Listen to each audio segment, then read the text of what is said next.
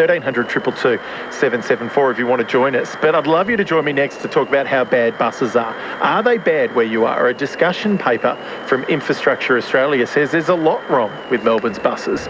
They stop too far from shopping centres or train stations. The schedule means it might be easy to go one way, but coming back might be difficult, especially at a time when you're finishing work.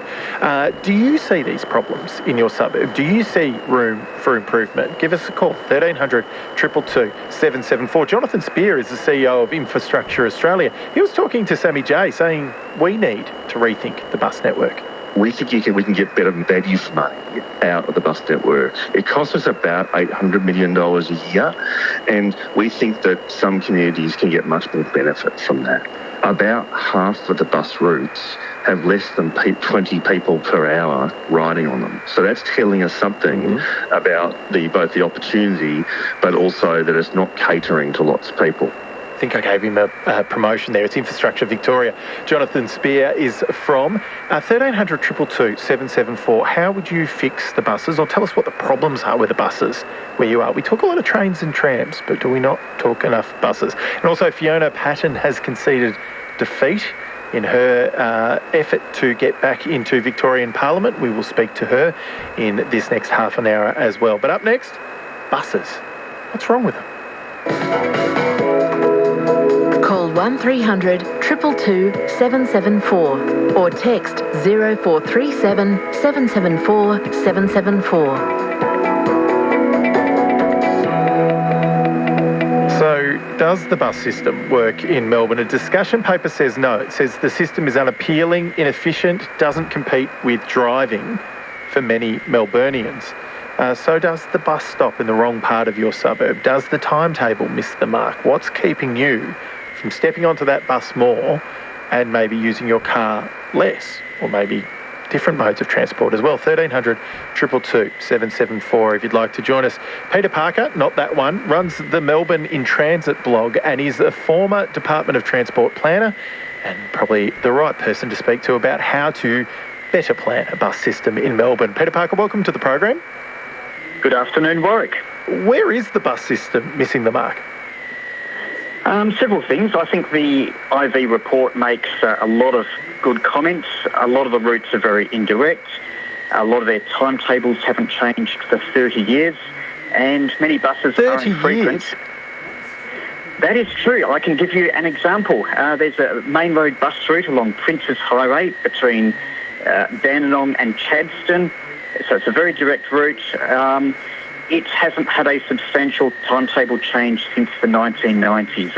And the result is that it's only every 2 hours on a Saturday afternoon, and its last bus from Chadstone is at 3:50 p.m. So this is a main road bus route in Melbourne along a main highway to one of its biggest shopping centres, yet it's got a timetable that hasn't changed for a long time, and it doesn't even run on Sunday. So you've got things like Sunday trading or even Saturday afternoon trading, and a lot of our bus timetables still don't reflect that.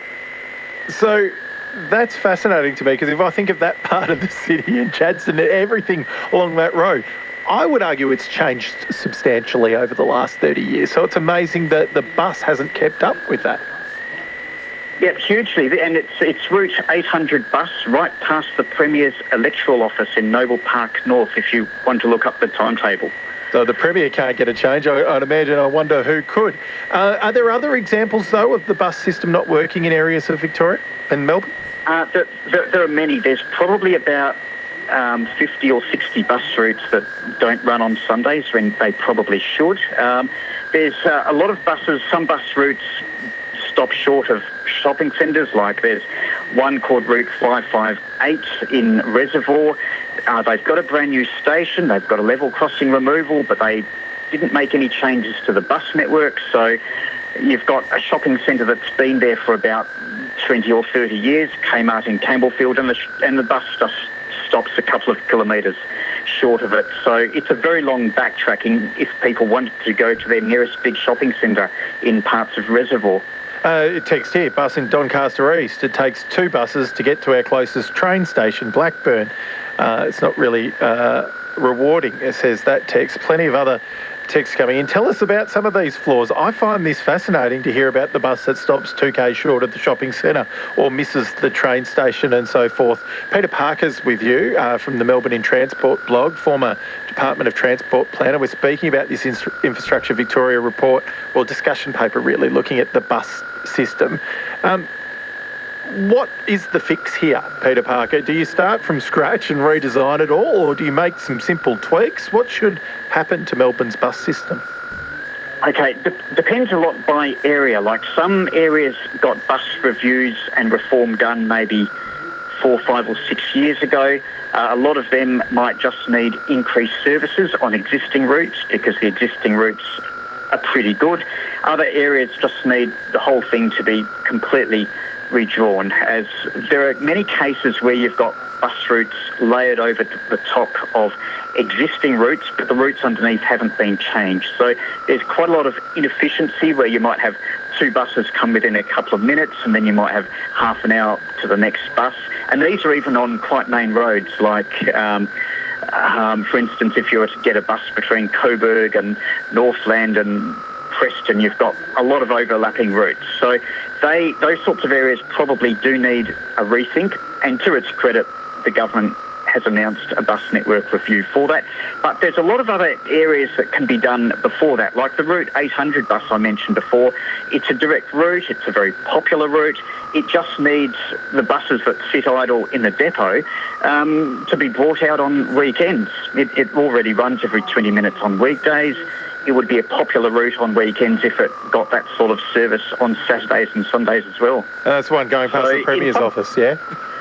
Yeah, and it also serves quite a lot of jobs along Princess Highway. There's a development called M-City, which is high-rise and near Blackburn Road and shopping centre. And that was nothing 30 years ago, yet the bus timetables serving it haven't changed. So there's a huge disconnect between where people need to go, local development, and the bus timetables in many cases. Is it a very Melbourne thing to ignore, I suppose, bus timetables for as long as 30 years? Are we, as a city, too obsessed with trains and trams in Victoria? And I think back to the previous election campaign, heaps of discussion about trains and trams, not so much, even though there was some, about buses. Yeah, one can find examples in Brisbane where buses are very poor, but we've had an issue where infrastructure rather than service has taken the political priority. You actually need both, but I think the balance is probably not right. Other cities like Sydney and Perth have been much more active in reforming their buses, possibly because they don't have as many trams, and buses are a much more central part of their network than us. But for the most cost-effective transport, like 80% of Melburnians, their nearest public transport is a bus. A lot are beyond walking distance of trains and trams. Buses are absolutely critical. Really interesting to see. We'll see what happens with the reports and discussion papers, but thank you for the real-world examples today, Peter Parker. Really interesting to pick your mind. Thanks, Roke, and my blog is melbourneontransit.blogspot.com, and lots of ideas there about buses and improving them. I'll forgive you that. Thanks, Peter. Peter Parker there, former Department of Transport bus planner as well, which is why he has so much information there to talk about. This is interesting. Bus entry is not low enough for many older people in Melbourne with arthritis. Queensland buses are lower. They lower the floor as they stop. Yeah, the bus goes down and you can get on.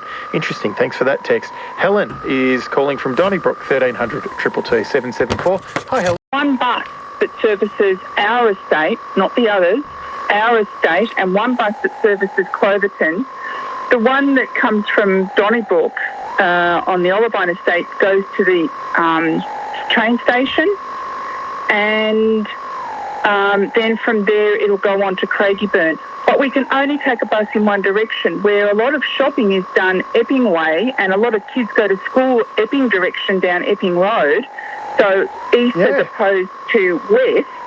And there's no bus service, and we've been trying for ages to get it, and the bus only comes to one bus stop in the estate. So you've got to get down. Tens of thousands of people are living there now, Helen. Yeah, exactly.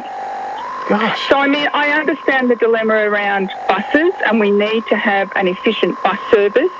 But I'm still a big proponent as well of expanding the rail lines. And these days we don't seem to allow corridors for railways to be installed in new development areas, because buses are great, but they are adding more congestion to roads. And I could imagine that would be a huge frustration, particularly in outer suburb areas where there is fast growth and you have one bus sort of route through some giant new estates. Helen, thank you very much for that. Let's quickly go to Carl.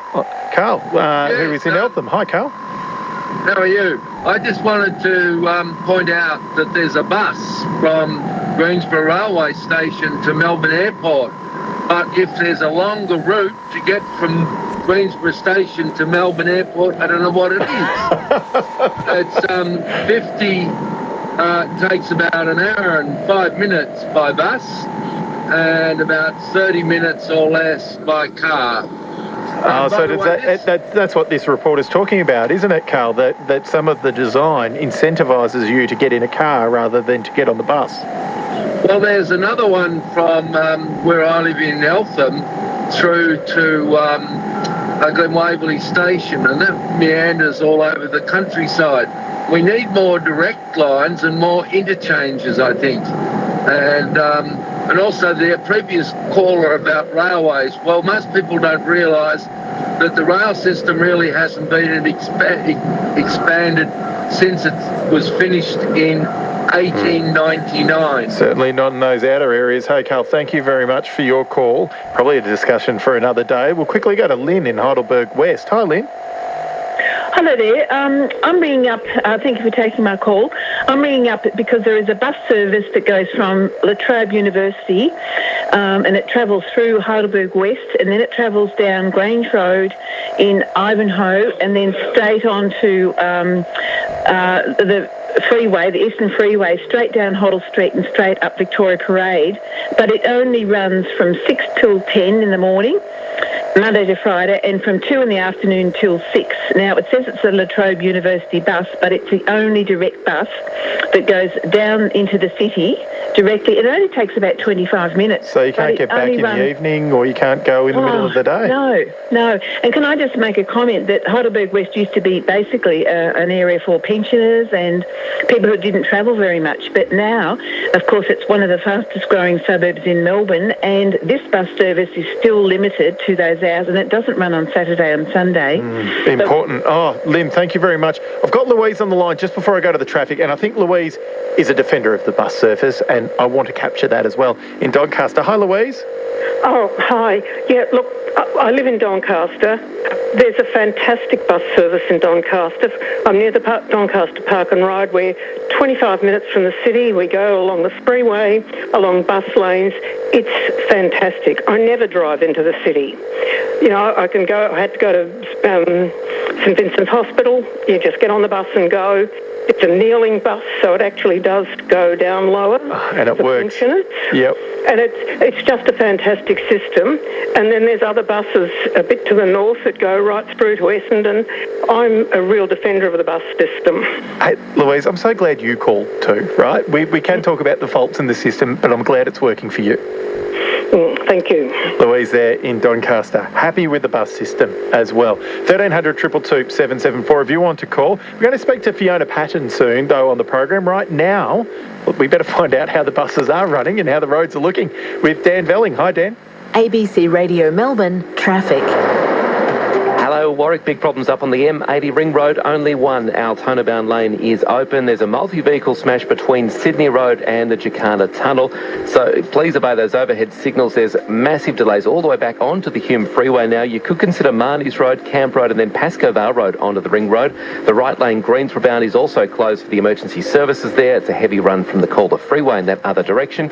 Armadale smash on Dandenong Road outbound at Orrong Road. Fire crews and police in the two left lanes. Orrong Road also blocked northbound, so go for Williams Road, and traffic lights out in Carrum Downs, Frankston Dandenong Road at Hull Road. And on public transport, buses continue to replace all St Kilda road trams between the Arts Centre and Commercial Road for Metro Tunnel construction works. 5:22.